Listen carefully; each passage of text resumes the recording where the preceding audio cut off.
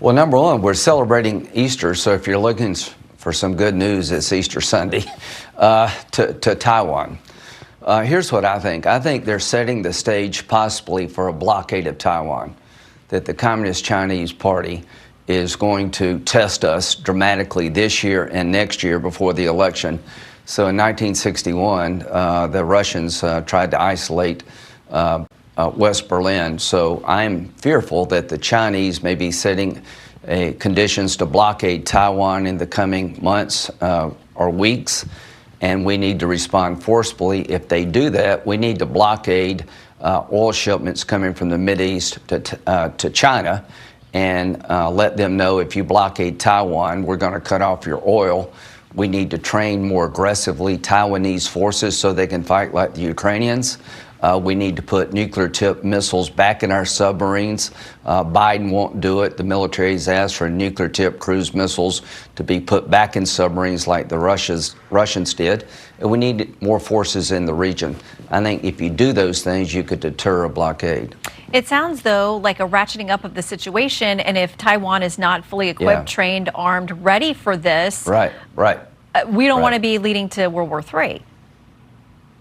Well, nobody wants World War III, but what kind of world do you want to live in? Do you want to live in a world where an island called Taiwan could be taken by China? 90% of the high-end chips are made in Taiwan. They'd have a monopoly on the digital economy. Do you just want to let Putin take whatever he wants in Europe? I don't want to live in that kind of world. There's no reason for this.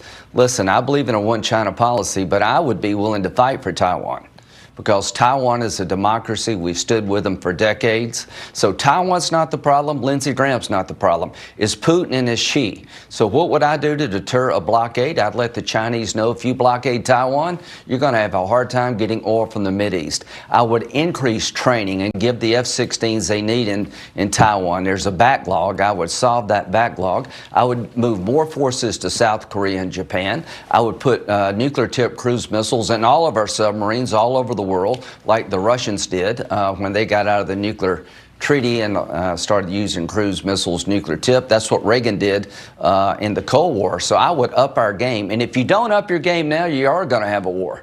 Okay, very quickly, because I want to get to a lot of other topics. Chairman McCall discussed with Aisha Hasni there about the possibility of authorizing force and the possibility of sending U.S. troops to Taiwan. Would you support that scenario? Strategic ambiguity is not working. China, after Afghanistan, believes that the store is open, that you can go in and take whatever you want on Biden's watch. So the question for the Congress, should we have a defense agreement with the island of Taiwan? We don't. Should we have one? But yes, I'd be very much open to using U.S. forces to defend Taiwan, because it's in our national security interest to do so. Okay, China also an actor with regard to fentanyl, Mexico, the border. You've been very vocal on that. Mexico's president has sent a letter to China, please help us out with the fentanyl. They've said basically there's no such thing as illegal trafficking of fentanyl between Mexico and China. You have talked about getting tough there, about using the U.S. military along the border with the cartels. Mexico's president, this is how AP reports his response to you. Lopez Obrador said Mexico would not accept such threats, calling them, quote, an insult to Mexico and a lack of respect for independence and sovereignty.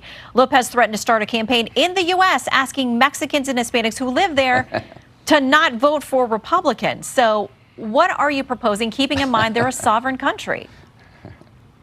Well, here's what I'm proposing, that no sovereign country has the right to kill 70,000 Americans without some kind of repercussion. 70,000 Americans died last year from fentanyl poisoning.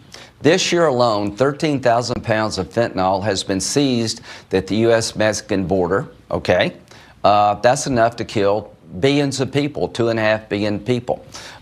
My point is, I want to work with Mexico, but the president of Mexico denies that the drug cartels are in charge of part of his country. He's delusional about what's going on in his backyard. Writing a letter to the Chinese president means nothing. So what I want to do, I want to designate drug cartels in Mexico as foreign terrorist organizations who are sending in fentanyl to poison Americans by the tens of thousands, and put military force on the table to eradicate those drug cartels if Mexico does not work with us. I want to work with the president of Mexico, but he's in denial about the problem, and I'm not going to sit on the sideline and watch Mexico be used as a staging area to ship fentanyl into the United States that killed 70,000 Americans last year. What Mexico's doing is insufficient, and China needs to be put on notice too.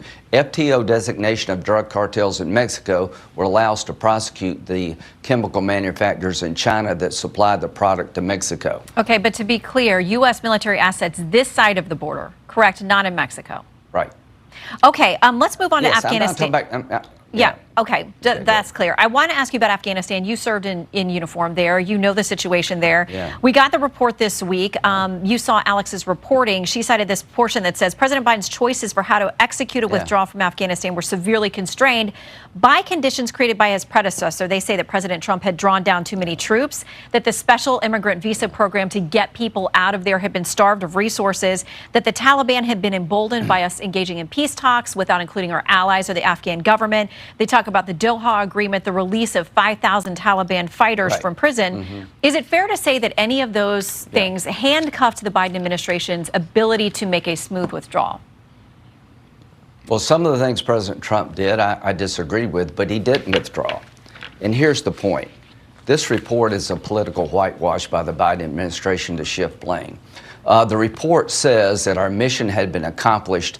That's why Biden got out of Afghanistan. He's claiming that we eradicated all terrorist threats in Afghanistan. That's why he withdrew to end the longest war. General Corelli said last week, who's the head of CENTCOM, that the rise of ISIS-K and al-Qaeda in Afghanistan is so severe, we could be attacked in America in the next 6 months without warning.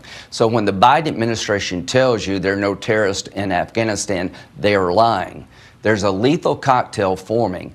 Rise of terrorism in Afghanistan, a broken border here in the United States. It's only a matter of time till there's another 9/11 if we don't change policies. My view of what happened in Afghanistan by Biden was he paved the way for another 9/11. Okay, we're going to talk a lot more about Afghanistan later on in the show, but before you go, I want to talk to you about the issue of abortion. We've got 2 federal judges. There are dueling rulings on the pill that's been used in abortions approved by the FDA more than 20 years ago.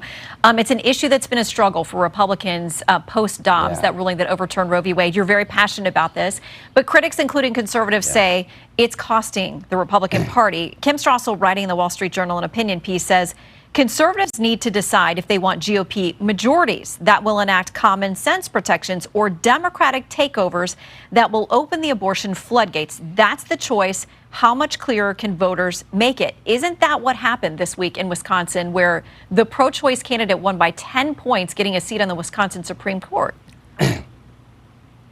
Well, I'm very pro-life, and I think being pro-life is a winning message. I oppose late-term abortions. I have a bill to set a national minimum standard of 15 weeks. 50 of the 53 European nations ban abortion at 15 weeks. I have an exception for rape, incest, and life of the mother. In Wisconsin, you had an 1840 statute that banned abortion pretty much across the board, and the Republican Party did not put an alternative on the table. If you're pro-life, you need to explain what that means. Here's what it means to me. I want to protect as many babies as possible. I want exceptions for pregnancies as a result of rape, incest. If the life of the mother is in jeopardy, then the family can decide. I do believe in common sense restrictions on abortion. That's where America's at. The Democratic solution when it comes to abortion is taxpayer-funded abortion up to the moment of birth. That's barbaric. That's like China. That's like North Korea. We can win this issue at the ballot box if we show up with reasonable positions. If we have our head in the sand, we're going to lose. All right, Senator Graham, we will talk about that with the panel as well. Thank you for your time. A happy Easter to you.